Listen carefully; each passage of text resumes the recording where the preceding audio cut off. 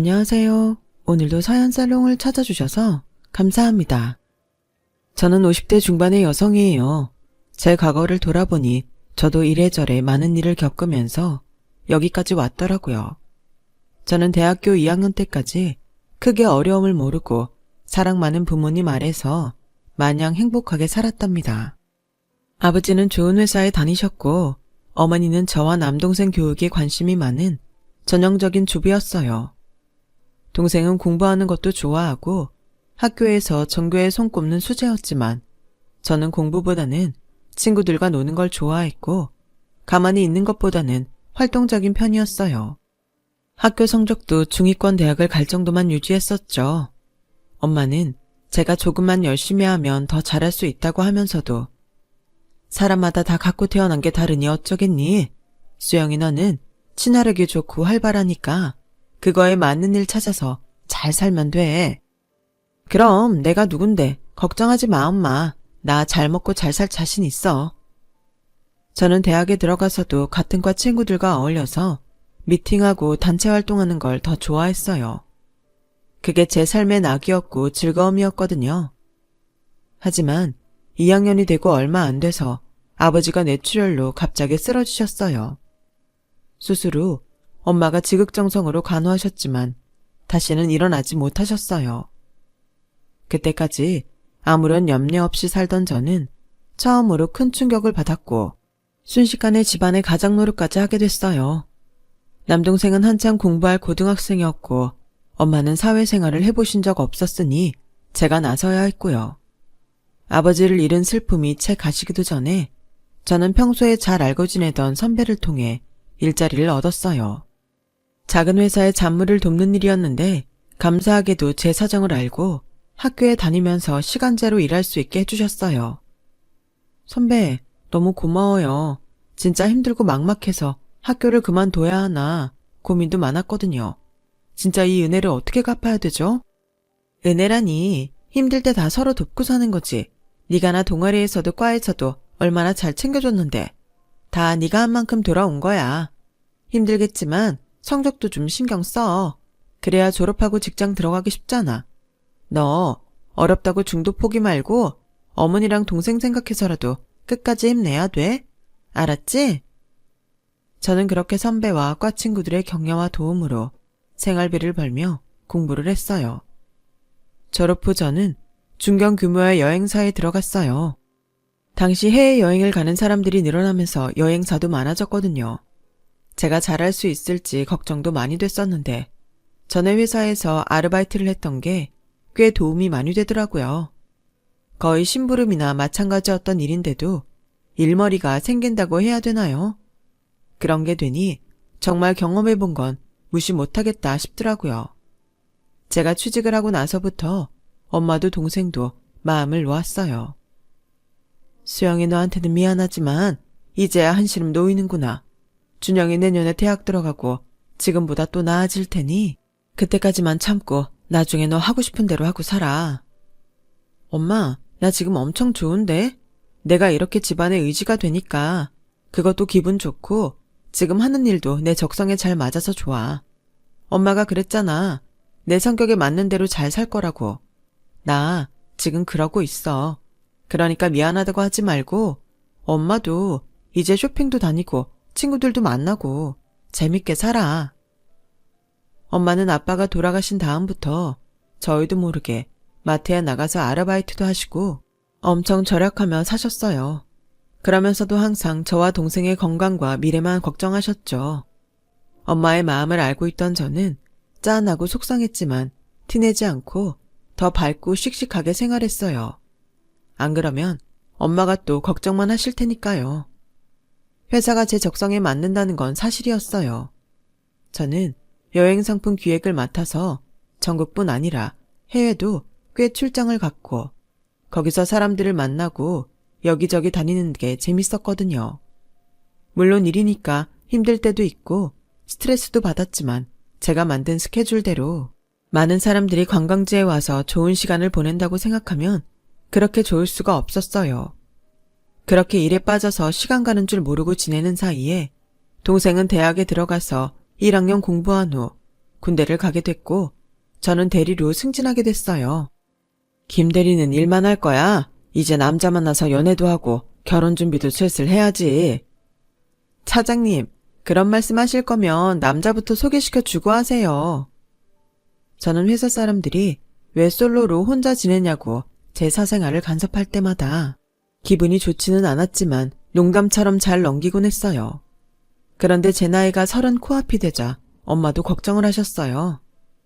수영아, 너 결혼 생각이 아주 없는 건 아니지? 준영이도 조금 있으면 졸업하고 이제 우리 집 걱정 안 해도 되는데 네가 너무 일에만 매달려서 남자를 거들떠보지도 않는 것 같아. 집 때문에 그러는 거면 이제 마음 푹 놔도 돼. 그런 거 아니 엄마. 나 진짜 지금 일이 좋아서 그래. 남자야 좋은 사람 만나면 당연히 결혼할 거야. 이제 나 집 걱정 안 하니까 그런 생각하지 마. 라고 말은 했지만 그래도 장녀로서 책임감이 있었거든요. 제가 결혼하고 나면 더 쓸쓸해야 하실 엄마도 걱정됐고 제가 없이 지내실 노후의 경제적 생활이 걱정돼서 보험도 이것저것 들고 했기 때문에 솔직히 말하자면 결혼에 신경 쓸 여유가 없었어요. 조금이라도 더 일하고 벌어서 돈을 마련해야 했으니까요. 동생이 졸업하고 바로 취직한다고 해도 사회 초년생인데 아무래도 모으는 것보다는 쓰는 돈이 많을 게 뻔했고요. 저는 주변의 염려와 결혼 독촉에 때가 되면 좋은 사람 만날 거라고 입버릇처럼 말하게 됐어요. 그런데 말이 씨가 된다더니 몇 달쯤 지나서 정말 남자를 만나게 됐어요. 저희 회사가 대형 여행사에 상품을 납품하게 되면서 기업 대상의 패키지를 처음 만들게 됐거든요. 그래서 대기업과의 미팅을 하게 됐는데 남편이 담당이었어요. 몇 번의 미팅이 오간 후에 저는 패키지 기획을 마무리했고 그날 남편은 처음 제게 데이트 신청을 했어요. 김 대리님, 저 처음부터 호감이 있었는데 모르셨어요? 일하는 도중에 이러면 저를 선수라고 생각하실까봐 꾹 참았는데 이런 제 마음 생각해서라도 한번 만나주세요. 처음에는 인상이 깐깐하고 차가워 보였는데 의외로 귀여운 데가 있어서 저절로 웃음이 나더라고요. 알겠어요. 그런데 저 아니다 싶으면 뒤도 안 돌아보는데 혹시 제가 다시 안 만난다고 해도 일에 지장 주시면 안 돼요. 에이, 저를 뭘로 보시고 이래봬도 공사 구별은 뚜렷하다고요. 그렇게 저희의 만남이 시작됐답니다. 남편은 첫인상 때보다 편하고 부드러운 면이 있어서 한 번, 두 번 만나다 보니 그냥 사귀는 사이가 되고 말았어요. 1년이 좀 안 되게 만나던 어느 날 남편은 오랜만에 바람을 쐬러 간 호숫가에서 제게 프로포즈를 했어요. 수영아, 나는 처음 너를 본 순간부터 이 사람이다 하는 강렬한 운명을 느꼈어. 이제는 우리가 앞으로의 인생을 함께할 때가 된 것 같아.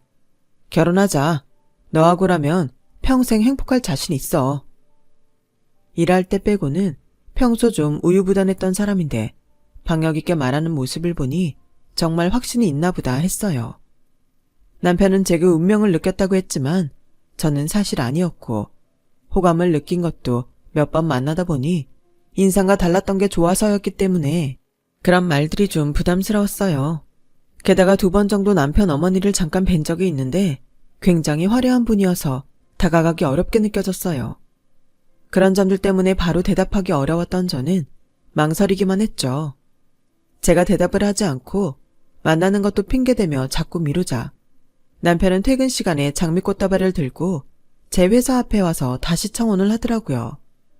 이번에는 모두 다 듣게 공개적으로요. 김수영, 사랑한다. 결혼하자. 우리 꼭 행복할 거야. 저는 창피하기도 하고 왜 저러나 싶어 화도 냈지만 그만큼 저를 좋아하고 절실하니 저러는구나 싶어 좀 감동했어요. 결국 다음날 저는 프로포즈를 받아들였고 남편은 밤에 집에 찾아와서 엄마와 남동생에게 인사를 했어요. 수영이 남자친구 있는 건 알고 있었는데 이렇게 결혼한다고 찾아오는 거 보니 내가 다 벅차네. 부디 둘이 잘 살고 우리 수영이 행복하게 해줘야 돼. 염려 마세요 장모님. 저희 잘 살 거예요. 우리가 죽이 참 잘 맞거든요. 죽이야 좋을 때만 맞는 거지 싸울 때도 그런 건 아니잖아요.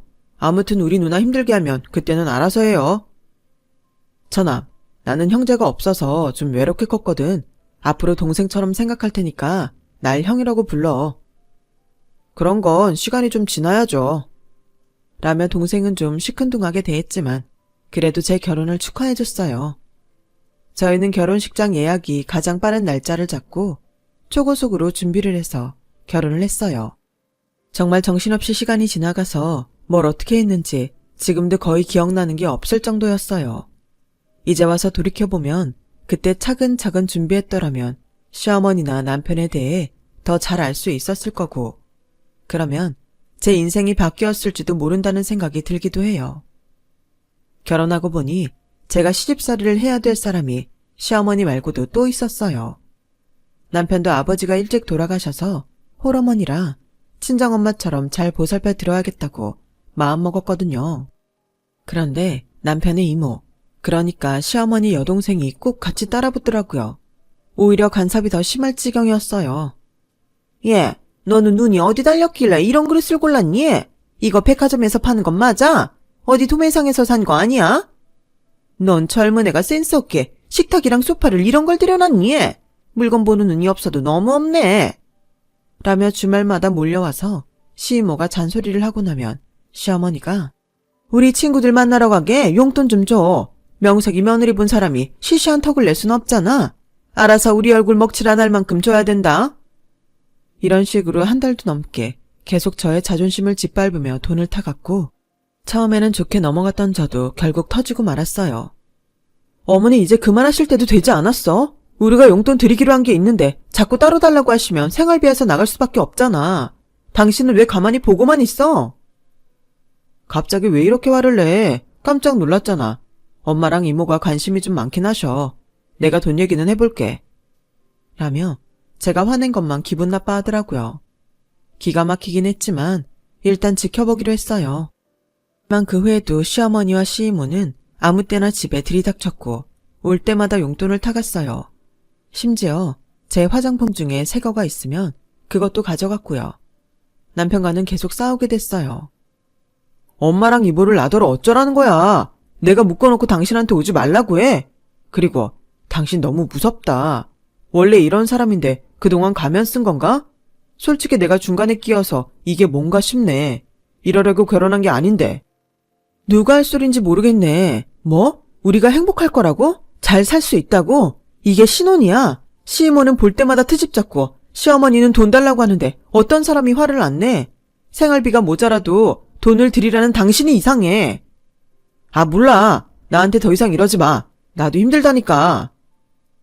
정말 말이 통하지 않았어요. 결혼 한 달 만에 저는 잘못된 결정을 했다고 엄청난 후회를 하고 말았죠. 그렇다고 이혼을 하자니 선뜻 내키지 않았어요. 그때는 이혼녀 딱지가 붙는 게 두려웠거든요. 어떻게든 참고 살 생각만 하며 하루하루 버티다가 아이를 유산하고 말았어요. 저는 그때 계속 밥도 제대로 못 먹고 잠도 잘 못 잤기 때문에 아이가 생겼다는 인식도 하지 못하고 있었어요. 회사에 갔다 왔는데 유난히 몸이 무겁고 걸음이 안 걸어지더라고요. 그런데 집에 떡하니 시어머니와 시이모가 와 있더군요. 너는 회사 갔다가 어디 쇼핑이라도 하고 오니? 왜 이리 늦어? 일찍 다녀야지. 뭔 회사 일 지 혼자 다 하는 줄 알겠다. 야, 제가 회사만 갔다 오는지 네 말대로 쇼핑을 하는지 어디서 놀다 오는지 알게 뭐니? 내 아들은 하루 종일 쎄 빠져라 대기업 사무실에서 일하는데 쟤는 여행사 핑계대며 놀 거 다 놀걸? 어머니, 다른 건 참아도 제 일 가지고 그러는 건 저도 힘드네요. 저도 제 일에 자부심 있어요. 그 사람 일은 그런 식으로 말씀 안 하시잖아요. 야, 까놓고 말해서 걔랑 너랑 같니? 걔는 대기업에 제대로 된 사무실에서 일하는 애고 너는 막말로 이름도 없는 여행사 직원 나부랭이잖아. 봉잡은 주제에 어디다 대고 내 아들하고 비교질이야. 그때는 갑자기 배가 아픈가 싶더니 말로 할 수 없는 통증이 밀려왔어요. 저는 더 이상 말도 못하고 그 자리에 쓰러져 배를 부둥켜 안고 있는데 두 사람이 제 지갑을 열고 돈을 빼가더라고요. 어머니, 저 구급차 좀 불러주세요. 야, 엄살 떨지 말고 우리 아들 오면 챙겨 먹을 거나 해. 우리 간다. 저는 결국 하혈하다가 혼자 119에 연락을 해서 병원 응급실에 가게 됐어요. 남편은 모든 처치가 끝나고 제가 입원실에 간 후에 병원에 왔더군요. 그런 남편을 동생이 보자마자 한 대 쳤다고 하더라고요. 당신 집안 의외로 다혈질인가 봐. 당신도 그래서 화가 많나? 어떻게 사람한테 주먹질을 할 생각을 하지? 우리 이혼하자. 제 말에 남편은 놀라서 잠시 아무 말도 못하더라고요. 아니, 아무리 화가 난다고 해도 그렇지 이혼이라는 말을 그렇게 쉽게 꺼내? 이성적으로 차분히 생각해야지. 사람이 왜 그래?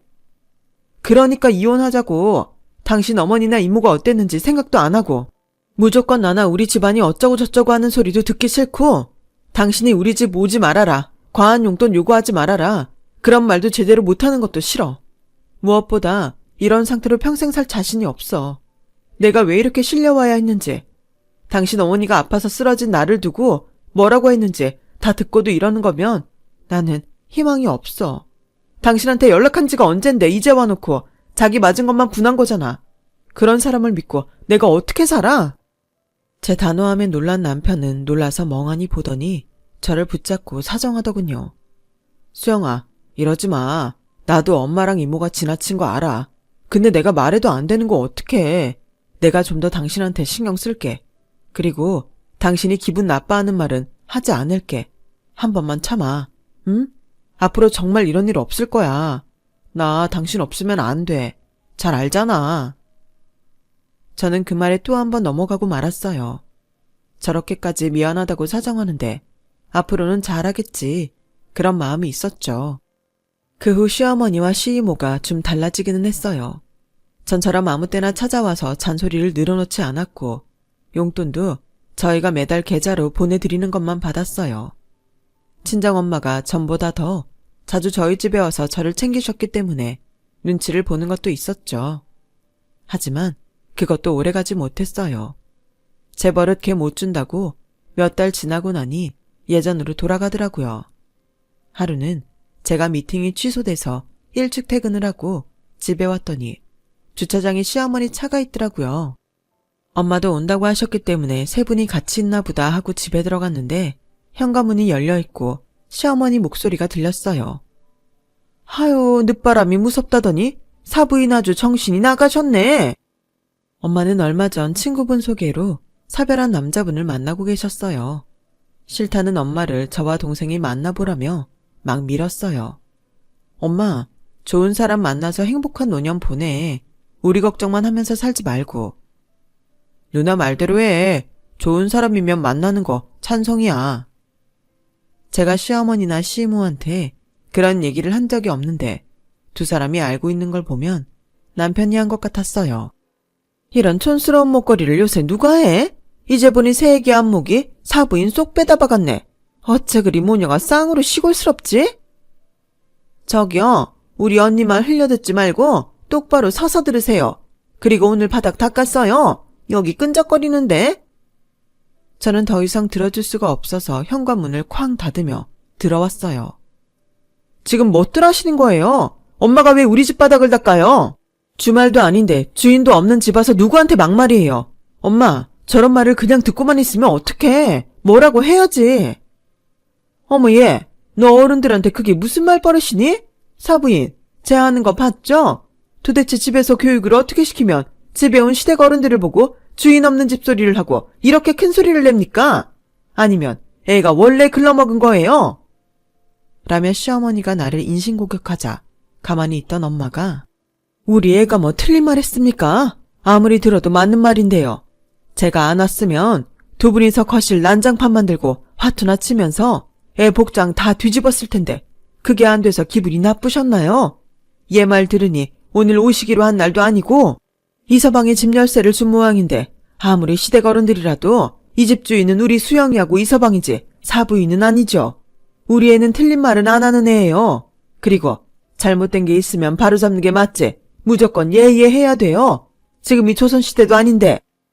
어머, 진짜 기가 막히네. 아니, 다 큰 자식들 놔두고 바람나서 늑다리 만나며 히히덕대면서 누구한테 설교해요, 설교가.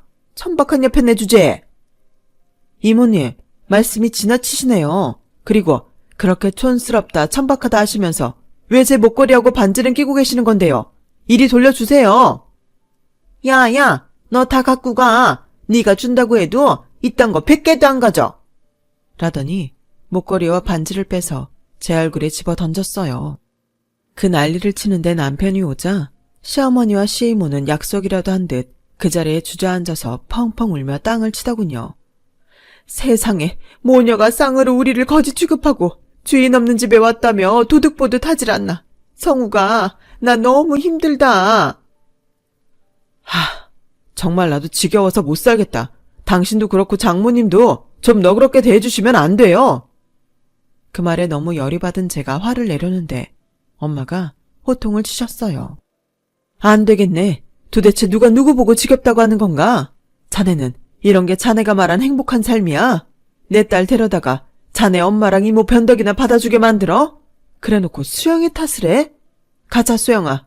이런 것들 다시는 상종도 하지 마라.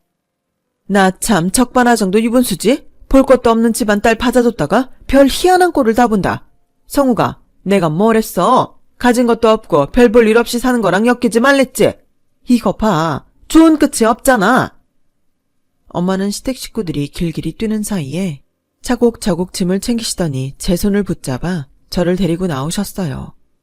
다음날 제가 남편에게 이혼 얘기를 했더니 그 사람은 다시 시무룩해져서 좀 더 생각해보자고 하더군요. 내가 전에 뭘 했어.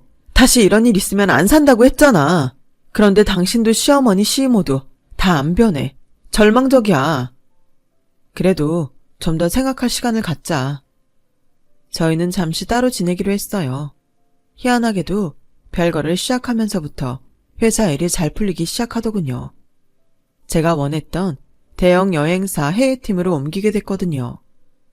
전부터 가고 싶었던 곳인데 마침 경력직 채용 공고가 났고 면접에서 저를 좋게 봤다며 합격 통보를 알려왔어요. 그래도 살 길이 다 열리는구나 싶어 저는 감사한 마음으로 회사를 옮기고 다시 일에 빠져서 열심히 살았어요. 제가 지난 직장에서 워낙 이런저런 일들을 많이 했던지라 크게 어려움 없이 적응했고 웬만한 일 처리도 당황하지 않고 할 수 있었어요. 회사에서도 저를 좋게 봤고 이직하고 1년이 채 안 돼서 승진을 하게 됐어요. 이제 김 차장이라고 해야겠네. 이거 이번에 직원들 가족여행 가라고 나온 거야. 제일 좋은 거 먼저 주는 거니까 앞으로도 열심히 해. 감사합니다, 대표님. 최선을 다하겠습니다. 해외여행 비행기 티켓에 최고급 호텔에서 묵을 수 있는 패키지 이용권이었어요. 저는 바빠서 제대로 쉬지도 못하는 동생한테 꼭 휴가 내라고 연락하고 엄마와 함께 여행 갈 계획을 세웠어요. 그런데 갑자기 남편한테서 연락이 오더니 만나자고 하더군요. 목소리가 어째 심각해서 무슨 일이 있나 싶어 어쩔 수 없이 만났죠. 급하게 필요해서 그러는데 돈 좀 마련해줘.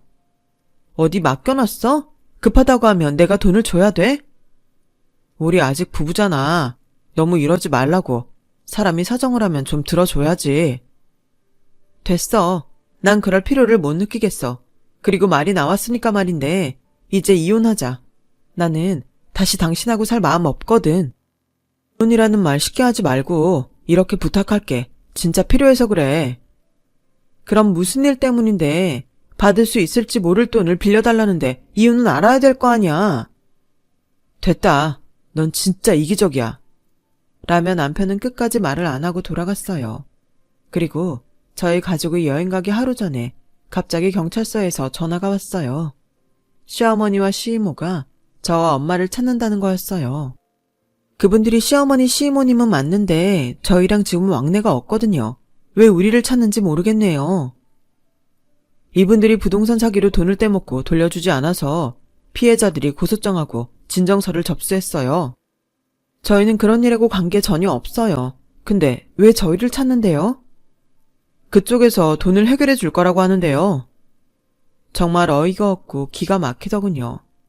남편은 그 돈을 해달라고 저한테 온 거였어요. 한두 푼도 아니고 몇 억이나 사기를 쳤는데 돈을 묻지 말고 달라고 하더니 사람이 어떻게 그렇게 뻔뻔한지 모르겠더라고요. 제가 거절을 했더니 얼마 안 있어 엄마한테 전화가 걸려왔어요. 엄마가 만나는 남자분이었는데 시어머니와 시이모가 그분 이름을 댔다며 엄마한테 확인 전화를 한 거였어요. 사실 엄마가 만나는 분은 경찰서장이었거든요.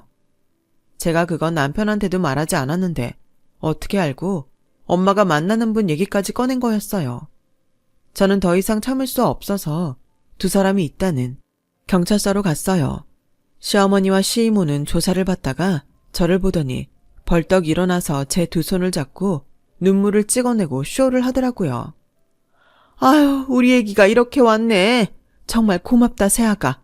우리도 억울한 건 많아. 네가 그걸 알아야 돼. 네 아버지 되실 분은 같이 안 온 거야. 여기로 전화하고 해결하느라 바쁘신가? 시어머니에 이어 시애모까지 헛소리를 하는데 정말 오만 정남이가 다 떨어져 버렸어요. 저희 집안일까지 신경 쓸 여유도 있고 그렇게 심각한 게 아닌가 보네요. 형사님, 저도 이 사람들 고소하러 왔어요. 남의 집안일을 캐서 마음대로 떠벌리는 거 개인정보 위반 아닌가요?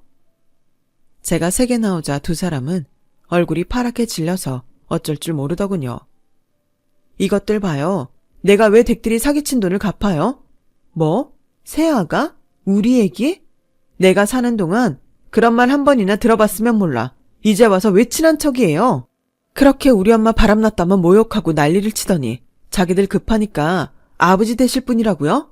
지금 장난해요. 댁들이 잘못한 건 댁들이 책임지세요. 한 번만 더 전화하거나 우리 엄마랑 그분 끌어들이면 그때는 진짜 가만히 안 있을 거니까 그렇게 아세요. 시어머니와 시이모는 급했는지 제 옷자락을 붙잡고 무릎까지 꿇으면서 빌기 시작했어요. 얘 정말 미안하다. 내가 이렇게 빌게. 지나간 일 다시 곱씹어봤자 아니겠니? 다 잊고 우리 앞으로는 잘 지내보자. 한 번만 우리 도와줘. 그래, 나도 이제 더는 니네 사는 거 간섭 안 할게. 니네 시어머니가 이렇게까지 부탁하잖니. 너 아직 우리 집 며느리야. 우리 가족이잖아. 웃기시네요. 누가 누구랑 가족이에요? 미쳤어요. 저 당장 변호사 선임해서 이혼 서류 보낼 거니까 그 사람 보고도 그렇게 알고 있으라고 하세요. 알고 보니 남편은 일을 잘 못해서 회사에서 한가한 부서로 밀려났고 월급도 깎였다고 하더군요. 그래서 결혼한 사람한테 나오는 지원금을 타려고 저하고 이혼을 안 하려고 버텼던 거였어요. 게다가 제가 더 돈을 많이 버니 그걸로 생활을 하려고 했던 거였고요. 저는 몇 번이고 미안하다며 싹싹 비는 시어머니와 시이모를 형사한테 제대로 처벌해달라고 신신당부하고 돌아왔어요. 그리고 가족여행을 갔다 와서 바로 변호사를 선임해 남편한테 이혼 서류를 보냈죠. 남편은 이혼 못하겠다고 난리쳤지만 결국 소송에서 제가 이기는 바람에 더 궁지에 몰리게 됐다더라고요. 하지만 저는 그 사람이 아무리 제 앞에서 불쌍한 척을 해도 더는 아무 감정도 느낄 수 없었어요. 결혼 전 저와 사귈 때 보여준 태도와 말과는 너무도 다른 모습이었던 남편과 더는 마주치고 싶지 않았어요. 결국 시어머니와 시이모는 이전에 사기쳤던 것까지 드러나서 징역 2년이라는 비교적 생형량을 받았다고 하더군요. 남편도 회사에서 쫓겨나 다른 데 취직도 못하고 여기저기 전전하다가 지방 어디로 갔다는 소식만 들었어요. 지금은 어디서 어떻게 사는지 알지도 못하고요. 엄마는 경찰서장이셨던 그분과 재혼을 하셔서 지금은 경기도에서 행복한 노후를 보내고 계신답니다.